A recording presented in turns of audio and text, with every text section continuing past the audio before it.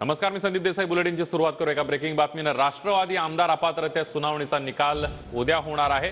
निवडणूक आयोगाच्या निकालानंतर उद्या विधानसभा अध्यक्ष राहुल नार्वेकर निकाल देणार आहेत. राहुल नार्वेकर उद्या काय निकाल देणार याकडे सर्वांचं लक्ष लागलेलं आहे.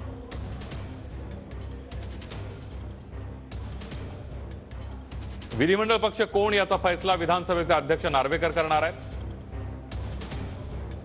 त्या निर्णयावरच आमदार कुणाचे पात्र व अपात्र ठरतील हे ठरणार. सत्तेत गेलेले अजित पवार गटाचे 9 मंत्री अपात्र करा, जयंत पाटलांनी मागणी केली आहे.